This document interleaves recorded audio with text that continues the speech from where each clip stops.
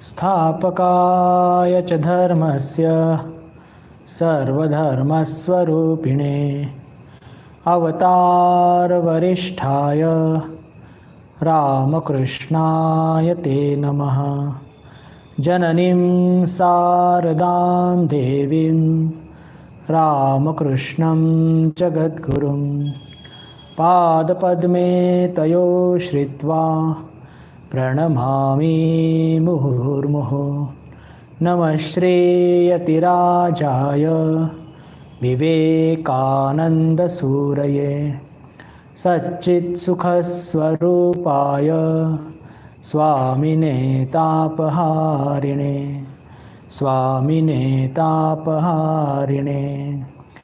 श्रुतिस्मृतिपुराणानाम् आलयं करुणालयं नमामि भगवत्पादं शङ्करं लोकशङ्करं। शङ्करं शङ्कराचार्यं केशवं बादरायणं सूत्रभाष्यकृतौ वन्दे भगवन्तौ पुनः पुनः भगवन्तौ पुनः पुनः। नमस्कार, आपल्या सर्वांचं या ऑनलाईन वर्गामध्ये एकदा पुनश्च मनपूर्वक स्वागत। आज बुधवार आणि ठरल्याप्रमाणे आत्मबोध या ग्रंथावर आपण चर्चा करणार आहोत। विषयामध्ये प्रवेश करण्याच्या आधी आज आपण भगवान श्रीरामकृष्णांचे एक अंतरंग शिष्य स्वामी सुबोधानंदजी महाराज, ज्यांची की उद्या जन्मजयंती आहे आणि उद्या आपली भेट होणार नाही आहे, तर आजच आपण त्यांच्या स्मृतीला अभिवादन करूया, त्यांच्या चरणी प्रणाम करूया आणि त्यांच्या चरणी प्रार्थना करूया की जी शरणागती त्यांनी आपल्या जीवनात प्राप्त केली होती तीच शरणागती आम्हाला सुद्धा लाभो। एक छोटासा प्रसंग सांगून मग विषयामध्ये प्रवेश करूया, कारण की तो प्रसंग फार बोलका आहे आणि शरणागती मी हे मुद्दाम शब्द का उच्चारला आहे। एकदम कमी वयात भगवान श्रीरामकृष्णांकडे ते येतात आणि मग त्यांची ती पात्रता बघितल्यानंतर भगवान श्रीरामकृष्ण त्यांना मंत्रदीक्षा देतात आणि मग काही आठवडे उलटल्यानंतर जेव्हा पुन्हा एकदा भेटीला येतात सुबोधानंदजी महाराज, म्हणजेच खोका महाराज, कारण की ते फार कमी वयात आले होते, तर भगवान श्रीरामकृष्ण त्याला खोका म्हणजे लहान मुलगा ज्याला म्हणतो आपण आपल्या मराठी भाषेत, तसं कौतुकाने प्रेमाने म्हणतो ना, ए पोरा, तर खोका असं म्हणतात बांगलामध्ये। तर दीक्षा झाल्याच्या काही आठवड्यानंतर जेव्हा खोका महाराज भेटायला आले भगवान श्रीरामकृष्णांना, तर त्यांनी विचारलं की का रे, जपध्यान वगैरे मी जसं सांगितलं तसं व्यवस्थित करतो ना रोज? हे ऐकल्यावर सुबोधानंदजी महाराज बिलकुल एकाही क्षणाचा विलंब न करता सांगतात, ठाकूरांना बोलतात की जर मला जपध्यान करायचं असतं तर मी दुसरा कोणता गुरु बघितला असता, तुमच्याकडे कशाला आलो असतो। लहान मुलाच्या मुखातून हे वाक्य ऐकून श्रीरामकृष्ण अत्यंत प्रसन्न झाले। आता भगवान श्रीरामकृष्णांच्या प्रसन्नतेचं कारण काय? दीक्षा कशाकरता दिली होती की नामजप करावं, ध्यान करावं, पण हे ऐकून आणि भगवान श्रीरामकृष्णांनी आपली म्हणजे हसून संमती दाखवली। म्हणण्याचा अर्थ काय की खोका महाराजांची जी आध्यात्मिक पातळी ती इतकी उंच होती की त्यांनी भगवान श्रीरामकृष्णांना ओळखलं होतं, एक, आणि दुसरं त्यांच्या मनामध्ये भगवान श्रीरामकृष्णांप्रती एक शरणागतीचा भाव होता। त्या शरणागतीचा भाव असल्यामुळे त्यांच्या मुखातून ते शब्द निघाले। इथे आपल्याला एक फार महत्त्वाची गोष्ट लक्षात ठेवायची आणि ती म्हणजे अशी की पहा, हा भाव आपल्या जीवनात सुद्धा आला पाहिजे, पण आज आलेला नाही आहे. साधारणपणे आपण हीच घटना याचा उल्लेख करून सपशैल जप ध्यानाकडे लक्ष देत नाही. सुबोधानंदजी महाराजांच्या जीवनामध्ये त्यांच्या प्रत्येक त्यांच्या कार्यकलापांमध्ये तो शरणागतीचा भाव स्पष्टपणे आपल्याला बघायला मिळतो. पण आपल्या जीवनामध्ये कसं असतं की बाकी सर्व कार्यकलाप करत असताना आपण आपल्या मनाचं करत असतो, आपला अहंबोध पुढे असतो. फक्त साधना करताना मात्र आपण ही घटना समोर ठेवून, म्हणजे साधना करायला नको असा एक भाव, म्हणजे पहा चुकीचा विचार आहे म्हणून सांगतोय बरं, म्हणजे मी काही दोष बघत आहे या दृष्टीने बघू नका. म्हणजे हे या प्रकारे आपण काहीतरी एक सोयीस्कर रस्ता काढत असतो, तर असं आपल्याला करायचं नाही आहे. ज्या दिवशी आपल्या जीवनामध्ये सुद्धा खोका महाराजांसारखं जीवनाच्या प्रत्येक क्षणामध्ये शरणागतीचा भाव येईल आणि त्या दिवशी समजा त्या दिवशीपासून आपलं जपध्यान नाही झालं, पण तसं होत नसतं. शरणागतीचा भाव झाला म्हणजे काय, ते 24 तास नामस्मरण सुरूच असतं. पण तरी म्हटलं तर त्यानंतर ही घटना, या घटनेचा उल्लेख करून आपण औपचारिक जपध्यान नाही केलं तर चालेल, पण आज त्या स्थितीवरती आपण नाही आहोत. आपल्याला ती स्थिती प्राप्त करून घ्यायची आहे. त्याच्याकरताच खोका महाराजांच्या चरणी पुन्हा एकदा नतमस्तक होऊन त्यांच्या चरणी हीच प्रार्थना करूया की जी शरणागती त्यांना लाभली होती ती आम्हा सर्वांना लाभोत. रामकृष्ण संघामध्ये एक खोका आणि एक खोकी. खोका म्हणजे लहान मुलगा, एक पोरगा, आणि एक छोटी पोरगी पण होती. भगवान श्रीरामकृष्णांनी सुबोधानंदजी महाराजांना हे नाव दिलं होतं. तसंच सिस्टर निवेदिताला आपल्या माताजींनी खुकी, ए छोटी मुलगी, कौतुकाने लाडाने असं म्हणायची. तर हे रामकृष्ण संघाचे भाऊ बहीण खोका आणि खुकी असे सुंदर नावं भगवान श्रीरामकृष्णांनी आणि माताजींनी दिलेले आहेत. असोत, सुबोधानंदजी महाराजांच्या चरणी पुन्हा एकदा नतमस्तक होऊन आपण आपल्या विषयामध्ये प्रवेश करण्याचा प्रयत्न करूया. मागच्या वेळेस 6वा श्लोक त्याची आपण गेल्या 3 वर्गापासून चर्चा करत आहोत आणि त्यातून आपण बघितलं की आचार्य आपल्याला सांगत आहेत काय, की हे संसार स्वप्नासारखं आहे, याला अस्तित्व नाही. जसं झोप उघडल्यानंतर त्या स्वप्नाचं अस्तित्व नसतं, तसंच या जगाचं सुद्धा तिन्ही कालामध्ये, म्हणजेच जाग्रत, स्वप्न, सुषुप्ती. जागृतमध्ये त्याचं अस्तित्व आहे, स्वप्न आणि सुषुप्तीमध्ये नाही, असं त्यांनी स्पष्टपणे सांगितलं. आता आज आपण 7व्या श्लोकाची चर्चा सुरू करूया. श्लोक काय आहे ते बघूया आधी.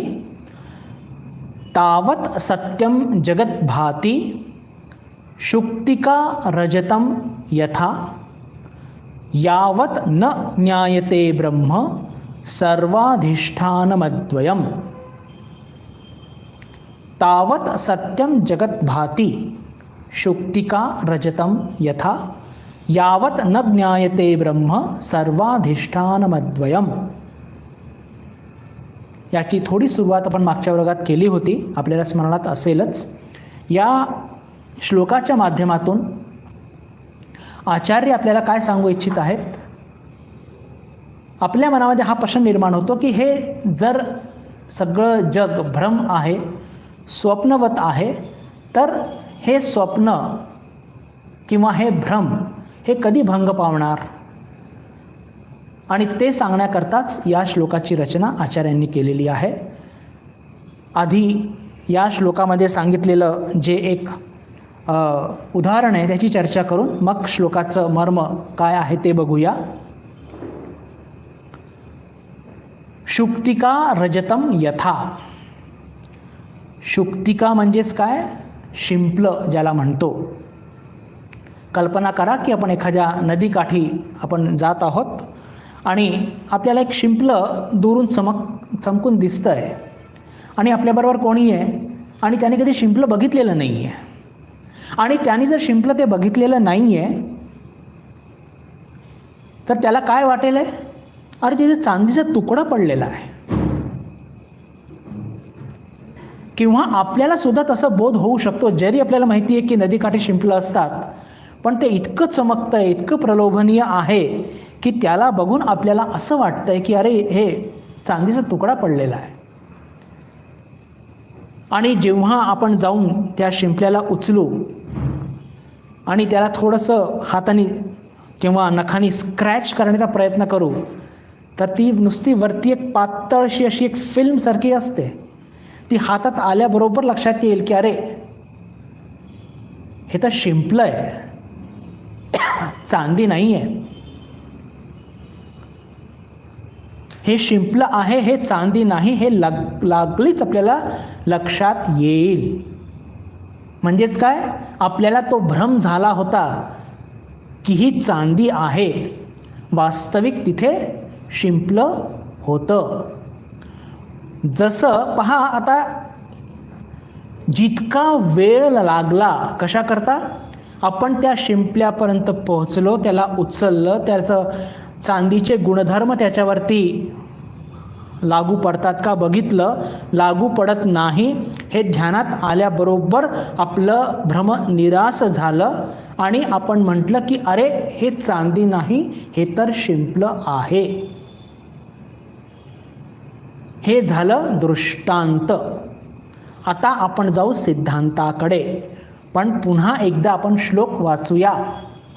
तावत सत्यम जगद्भाती, तावत तेव्हापर्यंतच हे जग आपल्याला सत्य असतं असं प्रतिभासित होत असतं. कुठपर्यंत, यावत न ज्ञायते ब्रह्म, जोपर्यंत आपल्याला ब्रह्मतत्वाचा बोध होत नाही, ज्ञान होत नाही, तोपर्यंत आपल्याला हे सगळं जग हे सत्यच वाटणार. जसं आपल्याला हे शिंपलं आहे हे ज्ञान होण्याच्या आधी जसं आपल्याला ते शिंपलं चांदीसारखं वाटत होतं, पण जसंच ते चांदी नाही आणि शिंपलं आहे हे ज्ञान झाल्याबरोबर आपल्या भ्रमाचा निराश झाला. बिलकुल त्याचप्रमाणे जेव्हा आपल्याला ब्रह्मज्ञान होईल तर हे जग असत्य आहे याचं बोध होणार. काय सुंदर उदाहरण मांडून आचार्यांनी आपल्या पुढे हे मांडलं आहे की आपल्याला हे जग सत्य कुठपर्यंत वाटणार आहे. आणि इथे सांगून थांबतच नाही आचार्य, पुढे काय सांगतात ते, यावत न ज्ञायते ब्रह्म, म्हणजे जोपर्यंत तुम्हाला ब्रह्मज्ञान होणार नाही तोपर्यंत हे जग तुम्हाला सत्यच वाटणार. आणि ते ब्रह्म कसं आहे, पुढची एक 2 शब्द आचार्यांनी त्याला जोडलेले आहेत. सर्वाधिष्ठानमद्वयम, की हे ब्रह्मतत्व कसं आहे ज्याचं ज्ञान झाल्यावर तुम्हाला हे जग तुम्हाला असत्य वाटणार. ते आहे सर्वाधिष्ठानमद्वयम, या सर्व जगाचं ते अधिष्ठान आहे.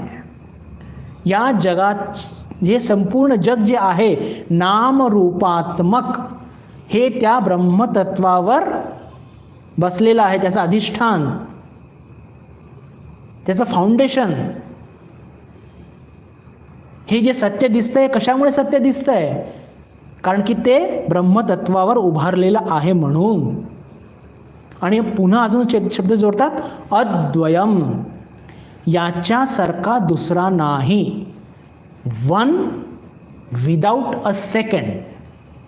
स्वामी विवेकानंद हे शब्द खूप वापरायचे. ब्रह्मन द वन, कसं आहे ते अद्वयम, याच्यासारखा दुसरा अजून कोणी नाही संपूर्ण जगामध्ये. अद्वयम, वन विदाउट ए सेकंड, तो एकच आहे. एवढंच नव्हे तर त्याच्यासारखा दुसरा कोणी नाही. अद्वयम, वन विदाउट ए सेकंड. काय सुंदर शब्द आहे बघा. तर ही ब्रह्मतत्वाचं वैशिष्ट्य इथे सांगितलं आहे आचार्यांनी. आता या श्लोकाचं आपण थोडंसं विवेचन करण्याचा प्रयत्न करूया. मी आधीच सांगितलं की या श्लोकाच्या माध्यमातून आचार्यांनी आपल्या पुढे काय मांडलंय, कारण की हा प्रश्न मागच्या श्लोकात त्यांनी सांगितलं की हे जगत संपूर्ण स्वप्नासारखं आहे. जर हे संपूर्ण जग स्वप्नासारखं आहे आणि स्वप्न भंग पावतं, झोप भंग पावल्यानंतर, तर हे जग स्वप्नवत आहे, असत्य आहे, हे आपल्याला कधी भासणार, तर ज्या दिवशी आपल्याला ब्रह्मज्ञान प्राप्त होईल. आणि जसं ही चांदी नाही आणि हे शिंपलं आहे, हे ज्ञान झाल्यावर त्या शिंपल्याचं आपल्याला ज्ञान होतं की ते असत्य, चांदी नाही आहे. बिलकुल तसंच आपल्याला या जगाच्या संदर्भात आपल्याला त्याचं ज्याला म्हणू की त्याचा खोटेपणा हे आपल्याला लक्षात येणार आहे. आता आपण याच्या पुढे थोडी चर्चामध्ये बघूया की जे शब्द वापरला इथे भगवानांनी की सर्वाधिष्ठानमद्वयम. आता हे जग असत्य आहे, हे जेव्हा ब्रह्मज्ञान होईल तेव्हा होईल. पण आता इमिजिएट आपला जो एक प्रॉब्लेम आहे की मग जर हे जग खोटं आहे तर हे मला सत्य का प्रतीत होत असतं. त्याची दोन कारणं आहेत. कारण की ज्या इंद्रियांच्या माध्यमातून, ज्या मनाच्या माध्यमातून या जगाला आपण ग्रहण करत आहोत, परसीव्ह करत आहोत, मुळात तेच चुकीचे आहेत. वस्तूंच्या आतमध्ये काय दडलेलं आहे हे दाखवण्याची ताकद या मन आणि इंद्रियांमध्ये नाही. जसं एक उदाहरण घेऊया की एखाद्या माणसाचं हाड तुटलं एका ॲक्सिडेंटमध्ये आणि आपण टॉर्च घेऊन त्याच्या त्या हातावरती बघण्याचा प्रयत्न केला की हाड कुठे तुटलेले बघूया, शक्य आहे का? नाही. त्याच्याकरता आपल्याला काय करावं लागतं? एक्सरे. बरोबर ना? एक्सरेमध्ये ती ताकद असते की ती आतमध्ये जाऊन नेमकं काय घडलेलं आहे ते दाखवते आणि ते रेडिओलॉजिस्ट बरोबर सांगतात की या हाताचा असा असा हाड हा इथे मोडला आहे. बिलकुल त्याप्रमाणे आता पहा, जशी टॉर्चमध्ये किंवा टॉर्चच्या लाईटमध्ये ती ताकद नसते आतमध्ये जाऊन सांगू शकेल किंवा दाखवू शकेल, तसंच या मन आणि इंद्रियांमध्ये ती ताकद नसते की या वस्तूंच्या मागे नेमकं काय आहे, त्याचं अधिष्ठान काय आहे हे सांगण्याची ताकद नसते. त्याच्याकरता आपल्याला काय करावं लागेल? या इंद्रिय आणि मनाच्या पलीकडे जावं लागेल. तेव्हा या जगाच्या मुळात काय आहे, अधिष्ठानात काय आहे, तेव्हा आपल्याला ते नेमकं कळेल. त्याच्या आधी नाही. तर एक कारण म्हणजे आपला प्रश्न असा होता की हे जग आपल्याला असत्य असून सत्य का दिसतं? तर आपल्या अविवेकामुळे आणि ज्या साधनांच्या माध्यमातून या जगाला ग्रहण करत आहोत ते मात्र मुळातच कमकुवत आहेत, त्यांची ताकदच नाही आहे. एक. आणि दुसरं आणि महत्त्वाचं की पहा, हे जे संसार सगळं आहे ना, हे सत आणि असत किंवा सत्य आणि असत्याचं मिश्रण आहे. भगवान श्रीरामकृष्णांच्या भाषेमध्ये जर आपण चर्चा केली तर हे जग साखर आणि वाळूचं मिश्रण आहे. बरोबर ना? ठाकूरांनी सांगितलं आहे. तर हे सत आणि असतचं मिश्रण आहे आणि आपण त्या फक्त असतलाच ग्रहण करत आहोत. सत आपल्या नजरेस येत नाही आहे, त्याचा बोध आपल्याला होत नाही आहे. पण गंमत काय होतीये बंधू भगिनींनो की जे सत आहे, जे ब्रह्म आहे, जे आत्मतत्व आहे, जे सगळ्या जगामध्ये या अनात्मतत्वांबरोबर मिसळलेलं आहे, ते जे आत्मतत्व आहे या अनात्मतत्वाला अधिष्ठान देत आहे उसने.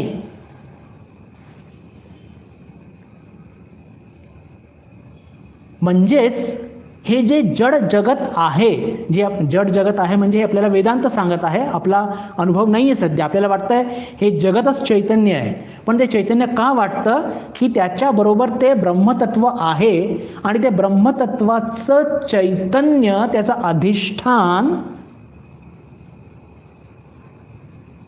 अधिष्ठान याला दिलेलं आहे, या अनात्म वस्तूला. म्हणून ते आपल्याला चैतन्यासारखं वाटतं. पहा, चैतन्यासारखं वाटतं पण चैतन्य नाही आहे. शब्दांकडे लक्ष द्या. चैतन्यासारखं वाटतंय पण चैतन्य नाही आहे. ते उसने एक म्हणजे म्हणतो ना की टू बॉरो. जसं चंद्रमा आणि रात्री पण हे बघतो, तारका बघतो खूप सारे, त्यांचा स्वतःचा प्रकाश आहे का? नाही. सूर्याकडून प्रकाश घेऊन रात्री ते आपल्याला प्रकाश देत असतात. प्रकाश हा त्यांचा स्वतःचा नाही आहे. तसंच या जगाचं स्वतःचं अधिष्ठान नाही आहे. हे अधिष्ठान देणारं एकमात्र ब्रह्मतत्वच आहे.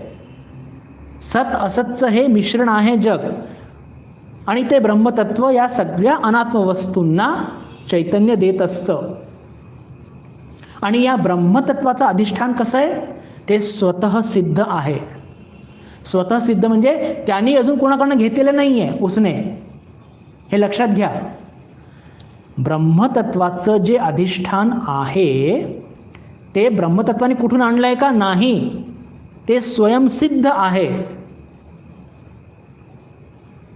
स्वतः सिद्ध आहे. आणि म्हणून त्याला काय म्हटलंय? अद्वयम. कारण की या जगामध्ये दुसरा कोणीही अधिष्ठान देऊ शकत नाही, ताकदच नाही आहे. फक्त ब्रह्मतत्वच ते देऊ शकतो.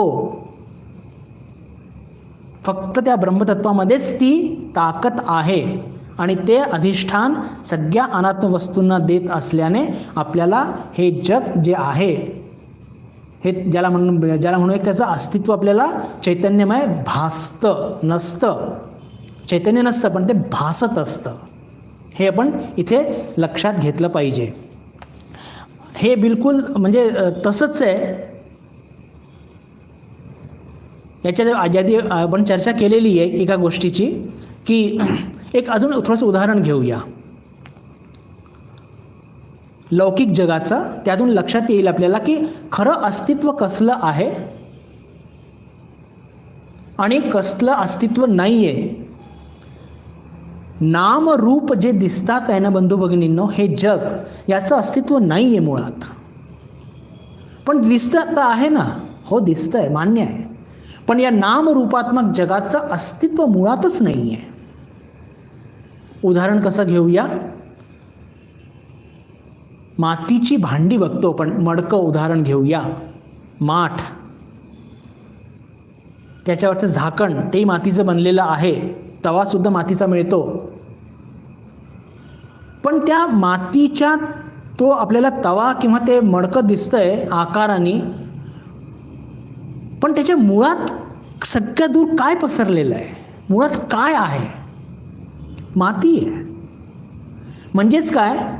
लौकिक अर्थाने माती सत्य आहे आणि ते मडकं मिथ्या आहे. का? कारण की ते आज आहे, उद्या नाही. मडकं आज आहे, उद्या नाही. फुटल्यानंतर पुन्हा त्याची मातीच होणार आहे.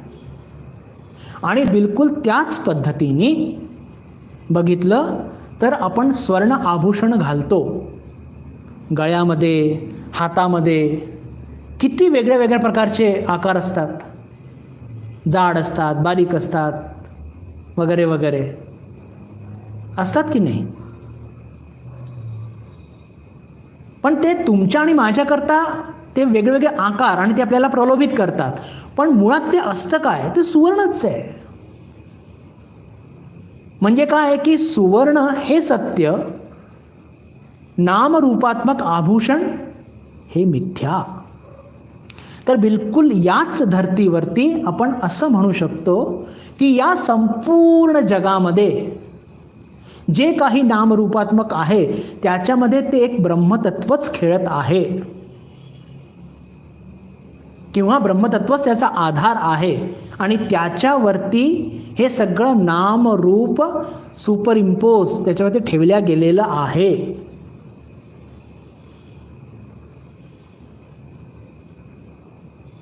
उदाहरण अजून एक घेऊया. सर्प आणि रज्जूचं फार फेमस उदाहरण आहे की आपण रस्त्यात जात आहोत आणि रस्त्यात जाता जाता आपल्याला एक रस्त्यात दोरी दिसली, संध्याकाळ झालेली आहे, धड उजेड पण नाही धड अंधकार पण नाही, आपण घाबरून उभे आहोत, दोरखंड पडलेलं आहे, पण आपल्याला सर्प आहे असा भास का होतो? कारण की सर्पाचं एक इमेज आपण त्या दोरखंडावरती सुपर इम्पोज करतो. तसंच ते सुवर्ण आहे पण त्याच्यावरती तो आकार आपण सुपर इम्पोज करत असतो, त्या मडक्याचा आकार सुपर इम्पोज करत असतो. म्हणून जसं तो सर्प अज्ञानजन्य आहे तसे हे सगळे नामरूप या जगातल्या सर्व गोष्टी ब्रह्मतत्वावरती अज्ञानजन्य सुपर इम्पोज केलेलं आहे. त्याच्या सगळ्यांचा आधार काय आहे? सर्वाधिष्ठान म्हणजेच काय? ते ब्रह्मतत्व आहे. आज जरी ते ब्रह्मतत्व आपल्याला त्याचं म्हणजे दृष्टिगोचर होत नाही, दृष्टिगोचर म्हणण्यापेक्षा त्या अनुभवात येत नाही आहे, पण ज्या दिवशी आपल्याला अनुभवात येईल तर प्रत्येक वस्तूच्या मागे असलेलं जे ब्रह्मतत्व, जे अधिष्ठान आहे, ज्याच्या अधिष्ठानाने सगळं जग आपल्याला चैतन्यमय दिसत आहे, त्याचा ज्या दिवशी आपल्याला त्याचा बोध झाला, हे जग एकदम पोकळ आहे हे लक्षात येईल आपल्याला. हे जग अत्यंत म्हणजे ज्याला म्हणतो की याला अस्तित्व नाही, फक्त ब्रह्माचंच अस्तित्व आहे हे लक्षात येईल केव्हा? ज्या दिवशी आपल्याला ब्रह्मतत्वाचा बोध होईल. एक गोष्ट मी इथे अजून महत्त्वपूर्ण सांगू इच्छितो. ब्रह्मतत्वाच्या अधिष्ठानाच्या संदर्भात पहा, आपण आत्ताच लौकिक उदाहरण घेतलं होतं. मातीचं अस्तित्व आहे, माठाचं नाही. सुवर्णाचं अस्तित्व आहे, आभूषणाचं नाही, कारण की ते नामरूपात्मक आहे. पण आता हे लौकिक जगाचे उदाहरण झालेत. वास्तविक या जगामध्ये प्रत्येक वस्तूचं अधिष्ठान जे आहे हे नामरूपात्मक जितकं दिसतंय हे सगळं मिथ्या आहे.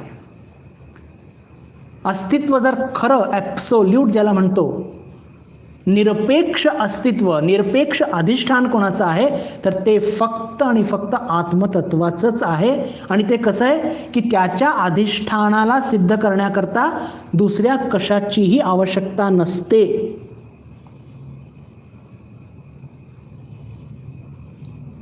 त्याच्या अधिष्ठानाला सिद्ध करण्याकरता, म्हणजे आता जर मी म्हटलं की माझ्या पुढे ठेवलेला हा जो टेबल आहे हा मिथ्या आहे, याचं अधिष्ठान ब्रह्म आहे, तुम्ही मला सिद्ध करा, तर मी म्हणेन ब्रह्मज्ञान होऊ द्या. ब्रह्मज्ञान झाल्यानंतर या टेबलाचं अस्तित्व नाही आणि फक्त ब्रह्मतत्वच आहे याचा बोध आपल्याला होईल. जर पुन्हा कोणी प्रश्न केला की ब्रह्मतत्वाला अधिष्ठान कुठून प्राप्त झालं तर ते स्वयंसिद्ध, स्वयंप्राप्त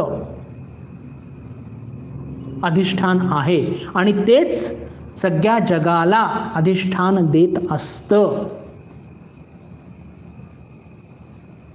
आणि म्हणूनच ते एकमेव सत्य आहे आणि एकमेव अद्वितीय आहे, वन विदाउट ए सेकंड.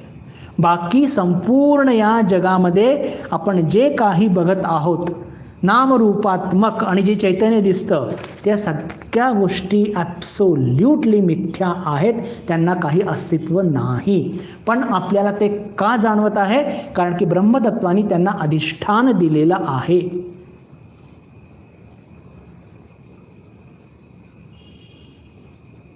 इथे एक थोडंसं अजून विचार करण्याची आवश्यकता आहे असं मला वाटतं बंधू भगिनींनो. श्लोक नंबर 6 मध्ये आपण बघितलं की जगाला आचार्यांनी सांगितलं आहे की हे स्वप्नतुल्य आहे. बरोबर. आता काय सांगतात ते की हे जे सर्व जग आपण बघत आहोत त्याचं अधिष्ठान ब्रह्म आहे. या दोन गोष्टीमध्ये आपल्याला थोडं कन्फ्युजन होण्याची शक्यता आहे. मग नेमकं कधी ब्रह्म म्हणतात, कधी स्वप्नवत म्हणतात, कधी म्हणतात याला अस्तित्वच नाही, मग कधी म्हणतात की याला ब्रह्मतत्वाचं अधिष्ठान आहे. नेमकं काय आहे हे पहा. हे साधकाच्या मनाची स्थिती त्याच्या अनुयायी आचार्यांनी या श्लोकाचा क्रम रचलेला आहे. हे सगळे मनीषी ऋषी ग्रेट पीपल आपल्या मनात काय प्रश्न येऊ शकतो, काय शंका येऊ शकतात हे त्यांना आधीच माहिती होतं. ब्रह्मज्ञानी होते, अंतर्यामी होते. त्यांनी 6व्या श्लोकामध्ये हे स्वप्नतुल्य जग का सांगितलं? कारण की आज आपला बोध काय आहे, आज आपली बुद्धी काय आहे. गीतेमध्ये चर्चा केली, मी बुद्धानंद आहे, 5 फूट 5 इंच इतकं वजन. माझ्याकरता आज हे जग सत्य आहे. जर मला या जगाच्या मिथ्यत्व सांगितल्या गेलेलं आहे पण ते अजून मला त्याचा बोध होत नाही आहे, पण मला असं सारखं समजवून सेवा आणि साधना करण्याकरता प्रेरित करण्याकरता ते मला सांगणं गरजेचं आहे की या जगाला अस्तित्व नाही आहे. कारण की तिन्ही काळामध्ये त्याचं अस्तित्व नाही आहे, फक्त जागृतमध्ये अस्तित्व आहे. ही पोझिशन, ही स्थिती, हा विचार प्राथमिक स्तरावरती घेतला जातो.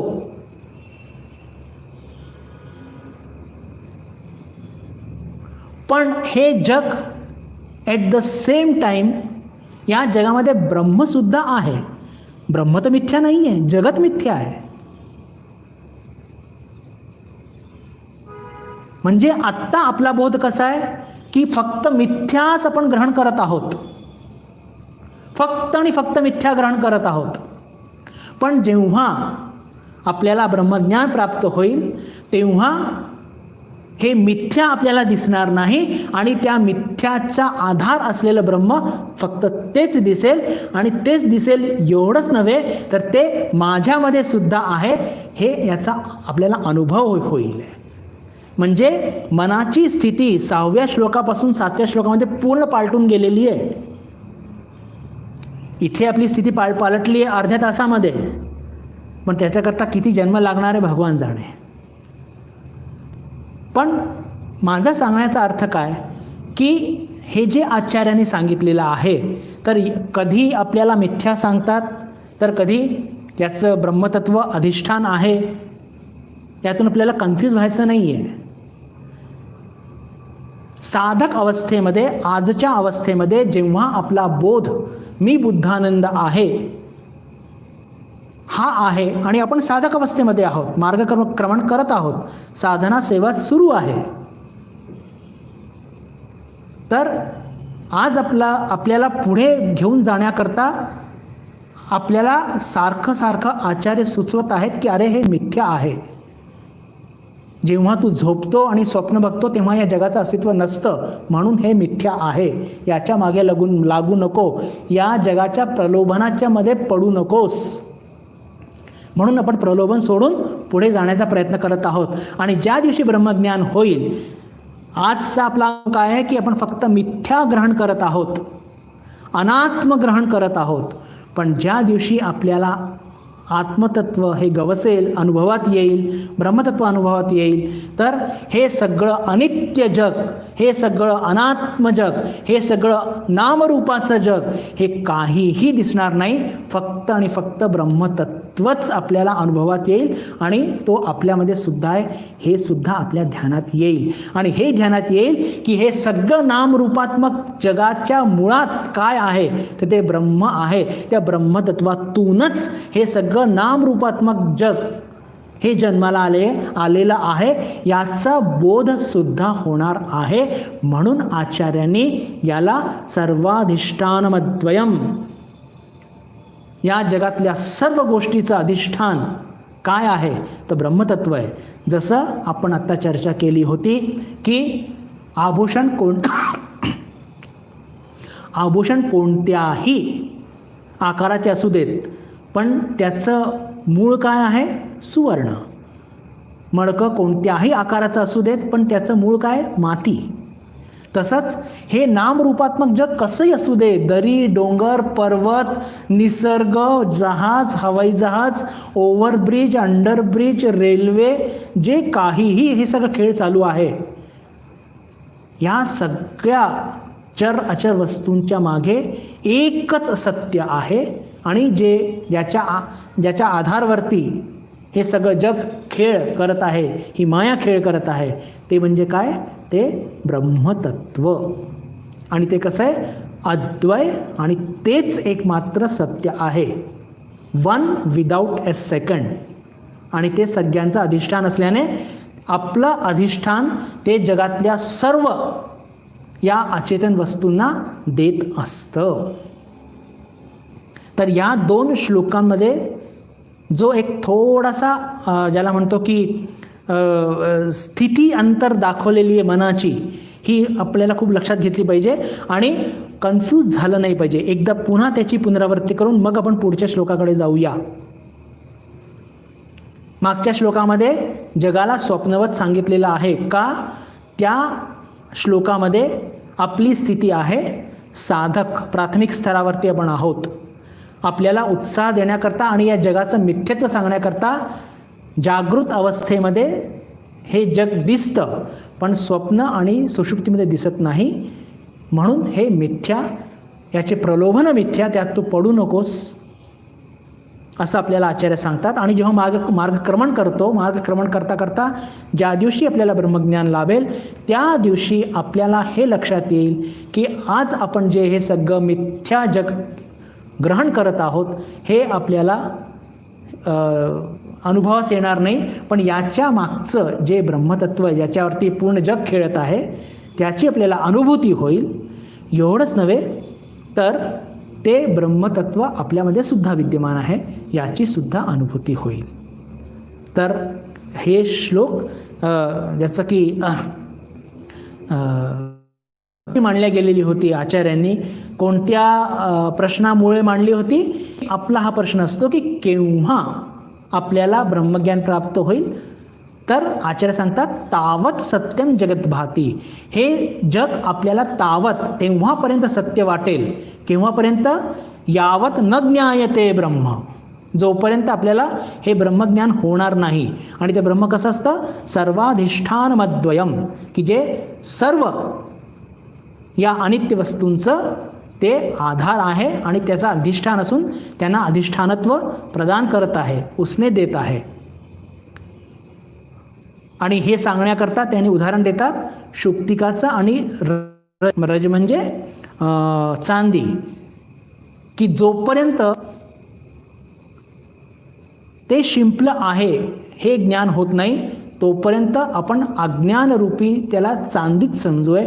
पण ज्या क्षणात आपल्याला हे लक्षात येईल की ही चांदी नाही, ही रूपा नाही, हे तर शिंपलं आहे, त्याच वेळेस आपल्याला खरं ज्ञान होईल. तसंच हे अनित्य जगाबद्दल जेव्हा आपल्याला ब्रह्मज्ञान होईल, तर या जगाचं अनित्यत्व कळेल आणि या अनित्य जगाचा आधार ब्रह्मतत्व आहे हे आपल्याला अनुभवास येईल.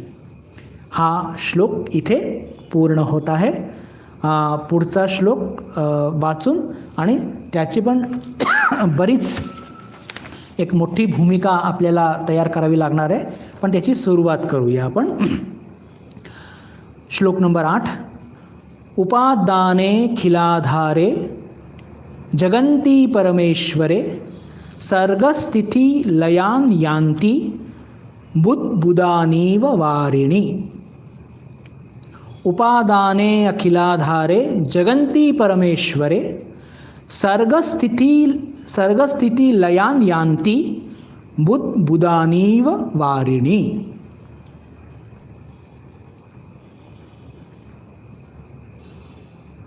पाण्यातील बुडबुड्यांप्रमाणे सर्वांचे उपादान कारण आणि आधारभूत असलेल्या परमेश्वरामध्ये जगत उत्पन्न होतो, स्थित राहतो आणि लय सुद्धा पावतो. दोन शब्द ऐकून घाबरून जाऊ नका, उपादान कारण आणि आधारभूत वगैरे. ते काय आपण त्याची बिलकुल सखोल चर्चा करणार आहोत. पण हे जे बुद्बुदानी व वारिणी हे अत्यंत सुंदर एक उदाहरण दिलं आहे. आपण आधी उदाहरणच घेऊया, दृष्टांत घेऊया, म्हणजे आपल्याला पुढे जायला सोपं. काय सांगतात आचार्य? आधी जे उदाहरण आहे की आपण प्रवाहातलं पाणी बघत असतो आणि त्या पाण्यामध्ये काय बघतो की पाण्यातूनच छोटे छोटे बुडबुडे तयार होतात, असंख्य बुडबुडे, आणि काही सेकंद काही क्षण ते खेळतात आणि त्याच्यानंतर पाण्यामध्येच ते विलीन होतात. हा आपल्या सर्वांचा अनुभव आहे. आणि त्याच्याकरता प्रवाहाचं पाणीच नाही, आपण आपल्या घरामध्ये जेव्हा नळ आणि त्याच्या खालती बादली ठेवतो आणि नळ जेव्हा सोडतो तर काय होतं, त्या नळात पाण्याच्या प्रेशरनी हवा पण त्याच्या बरोबर जाते आणि पाण्याचे बुडबुडे असंख्य तयार होतात. असंख्य ते बुडबुडे तयार होतात आणि मग काय होतं, काही क्षण ते खेळतात पाण्याच्या त्या सरफेसवर आणि मग काय होतं, ते बुडबुडे फुटतात आणि फुटल्यानंतर कुठे मिसळून जातात, तर पुन्हा पाण्यातच मिसळतात. पाण्याचेच बुडबुडे पाण्यातच तयार होतात, पाण्यातच खेळतात आणि पाण्यामध्येच त्यांचं विसर्जन होत असतं. हा अनुभव आपल्या सर्वांचा आहे. यात असं वेगळं काही सांगण्यासारखं किंवा विशेष डोक्याला ताण देण्यासारखं काहीच नाही आहे, बरोबर? हा आपल्या सर्वांचा अनुभव आहे. ठीक आहे, आता या उदाहरणाला थोडं ठेवूया आणि थोडी उपादान कारण काय असतं हे बघण्याचा प्रयत्न करूया. या जगामध्ये प्रत्येक वस्तू किंवा जे काही सुरू आहे, गोंधळ या जगामध्ये, गोंधळ हा मोस्ट ॲप्रोप्रिएट वर्ड आहे. फक्त एवढंच आहे की थोडा सिस्टमॅटिक येतो. आपल्याला गोंधळ वाटतो पण त्याचं गोंधळ सिस्टमॅटिक आहे. जे काही सुरू आहे त्याला कार्य असं म्हणतात आणि या जगामध्ये प्रत्येक कार्याच्या मागे एक नाही दोन कारणं असतात. उदाहरण घेऊया. याला जगाला कार्य म्हणतात आणि कार्याच्या मागे दोन कारणं असतात. उदाहरण घेऊन समजण्याचा प्रयत्न करूया की तुम्ही मला म्हणाल की महाराज हा टेबल आहे, हा पण गोंधळामध्ये पडतो का? बिलकुल पडतो. मग हे जे कार्य आहे याच्या मागची दोन कारणं कोणती? तर एकाला म्हणतात उपादान कारण, म्हणजे कशाने बनलेलं आहे. आपल्या भाषेत म्हटलं तर वेदांताच्या भाषेमध्ये त्याला म्हणतात उपादान कारण. आणि या गोंधळाला कोणी बनवलं आहे, या टेबलाला कोणी बनवलेलं आहे? सोपं आहे. लाकडाचं टेबल आहे, सुतारांनी बनवलेलं आहे, बरोबर ना? लाकडाचा टेबल आहे आणि सुतारांनी बनवलेलं आहे. म्हणजे या जगामध्ये दोन गोष्टी आपल्याला फार महत्त्वाच्या असतात या गोंधळाला समजून घेण्याकरता, या कार्याला समजून घेण्याकरता, की कशाचं बनलेलं आहे आणि कोणी बनवलं आहे. कशाने बनलेलं आहे आणि कोणी बनवलेलं आहे. टेबल आपण घेतलं, अजून एक घेऊया, आभूषण. कोणी कशाचं बनलेलं आहे? सुवर्णाचं. कोणी बनवलं? सोनारने. बरं, मडकं घेऊया. दोन प्रश्न आहे, पहा आपल्याला दोन प्रश्न टाकायचे. कशाने बनले आणि कोणी बनवलं आहे? मडकं कशाने बनलेलं आहे? मातीने. कोणी बनवलं? कुंभाराने. छान. म्हणजे कशाने बनलेलं आहे याचं उत्तर म्हणजे उपादान कारण, आणि कोणी बनवलं आहे याचं उत्तर म्हणजे निमित्त कारण. हे लक्षात ठेवा, उपादान कारण आणि निमित्त कारण.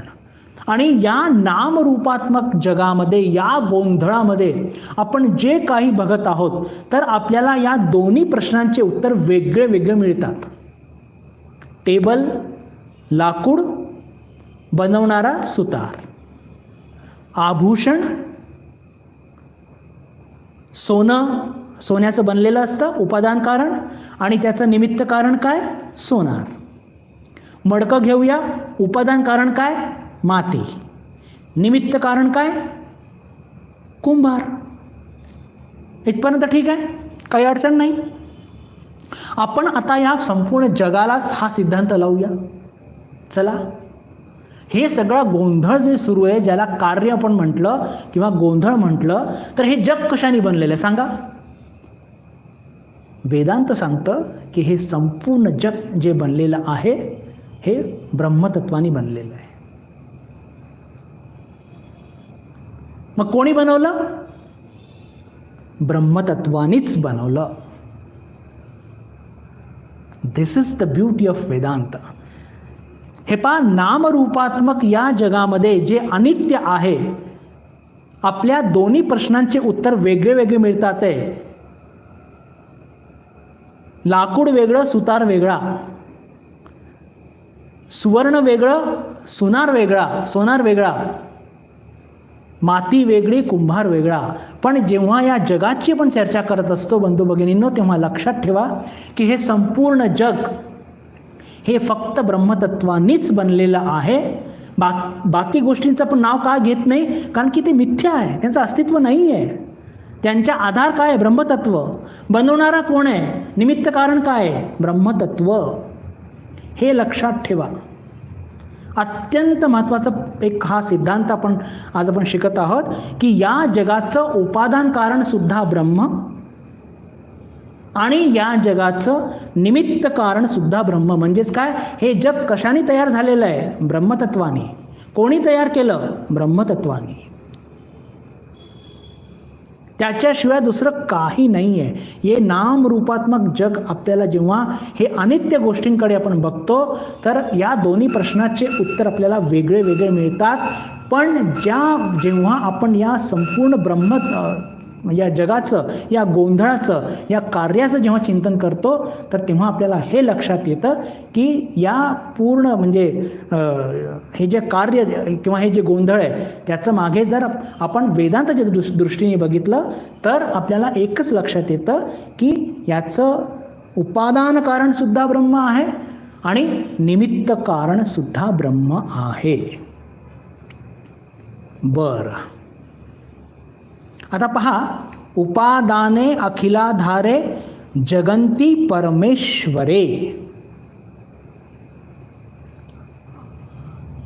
एक सिद्धांत मला तो मांडायचा आहे, मी तो पण पुढच्या वर्गात मांडीने. आज दुसऱ्या थोड्याशा गोष्टीची चर्चा करूया. दुसऱ्या म्हणजे कोणती? कोणत्याही गोष्टीला जर आपल्याला जाणून घ्यायचं असेल ना, तर दोन गोष्टी माहीत पाहिजे आपल्याला. त्या गोष्टीचं स्वरूप कसं आहे आणि त्याचा आधार काय आहे. दोन गोष्टी जाणून घेणं पहा या जगामध्ये वेदांताच्या दृष्टीने, की त्याचं स्वरूप काय आहे आणि त्याचं अधिष्ठान काय आहे. हे दोन गोष्टी जर आपल्याला माहीत पडल्या, तर आपल्याला त्या गोष्टीला हाताळायला फार सोपं होऊन जातं. हे कोणत्या दृष्टीने मी म्हणतोय? वेदांताच्या दृष्टीने. आपल्याला आभूषण जाणून घ्यायचं आहे, तर त्याचं स्वरूप काय जाणून घ्या. त्याचं आभूषणाचं स्वरूप हे सुवर्ण आहे. आपल्याला एखाद्या गोष्टीचं अधिष्ठान जाणून घ्यायचं आहे, आणि हे अधिष्ठान जाणून घेण्याकरता भगवान श्रीरामकृष्ण वचनामृतमध्ये फार सुंदर उदाहरण देतात. काय ते उदाहरण आहे की कल्पना करा की एक गाव आहे आणि त्या गावामध्ये एक सरपंच आहे, मोठं धेंड, गुंड प्रवृत्तीचा पॉलिटिकल लीडर, बघतोच आपण. फार बदमाशी करत असतो. अचानक त्या गावामध्ये एखादा सामान्यसा माणूस त्याच्या विरुद्ध बंड पुकारतो. तर जसाच तो सामान्य माणूस त्याच्याविरुद्ध बंड पुकारतो तर गावातल्या इतर लोकांच्या लक्षात येतं की आत्तापर्यंत हा चूप बसला होता, अचानक हा बंड कसा पुकारतोय. तर लक्षात येतं की त्याच्या मागे कोणीतरी अजून मोठा गुंड आहे. ठाकूरांचे उदाहरण फार जबरदस्त असतात बरं, की आत्तापर्यंत हा सामान्य माणूस जो बिचारा फार गरीब आहे आणि मवाळ स्वभावचा आहे, तो अचानक बंड पोकारतो. याचा अर्थ काय की त्याच्या मागे अजून मोठा काहीतरी गुंड आहे, त्याच्या मागे काही मोठा अधिष्ठान आहे. तर तसंच जेव्हा या जगातला आपल्याला याचं अध्ययन करायचं आहे, हे जग कसं उत्पन्न झालेलं आहे, तर त्याचं आपल्याला स्वरूप माहिती पाहिजे आणि त्याचं अधिष्ठान माहिती पाहिजे. आणि हेच सांगण्याकरता मी तुम्हाला दोन हे सांगितलं की प्रत्येक वस्तूचं स्वरूप आणि आपल्याला त्याचं अधिष्ठान माहिती पाहिजे. तर हे संपूर्ण जे कार्य दिसत आहे त्याचं स्वरूप काय आहे, ब्रह्म. त्याचं अधिष्ठान काय आहे, ब्रह्म. त्याचं निमित्त कारण काय आहे, तेही ब्रह्म. आणि हे सांगण्याकरताच हे जे आपल्याला उदाहरण दिलं होतं, बुद्बुदा नीव वारिणी, सगळं काही ब्रह्म ब्रह्म ब्रह्म ब्रह्मच आहे. ब्रह्मार्पणम ब्रह्महवीर ब्रह्माग्नौ ब्रह्मणाहुतम ब्रह्मैव तेन गंतव्यम ब्रह्मकर्म समाधिनं.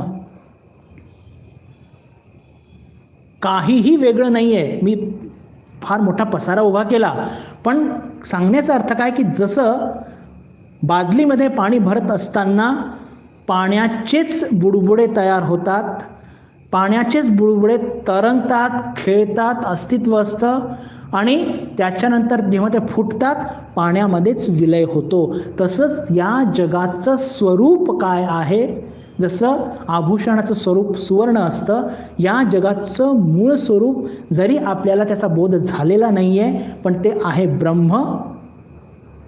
त्याचं अधिष्ठान काय आहे, ब्रह्म.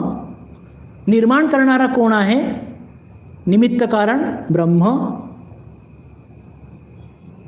सगळ्यात दूर हे ब्रह्म ब्रह्म ब्रह्म सोडून तिसरं काही नाही. हे श्लोक याची भूमिका मला जी सांगायची होती बंधू भगिनींनो, की हे जग निर्माण कसं झालं, हे जग निर्माण कसं झालं आचार्यांना इथे आपल्याला ते सांगायचं आहे. म्हणून त्यांनी जसं पाण्याचे बुडबुडे पाण्यातूनच तयार होतात, पाण्यातच खेळतात, त्यांचं अस्तित्व पाण्यातच असतं आणि नष्ट होऊन पाण्यातच ते विरघळतात, त्यांचं विसर्जन होतं. तसंच हे जग सुद्धा याचं उपादान कारण कशाने बनलेलं आहे, ब्रह्मानी. निमित्त कारण कोणी बनवलं, ब्रह्मानी. अधिष्ठान काय, ब्रह्म. सगळंच ब्रह्म. जेव्हा हे नष्ट होणार कुठे जाणार, ब्रह्मामध्ये जाणार.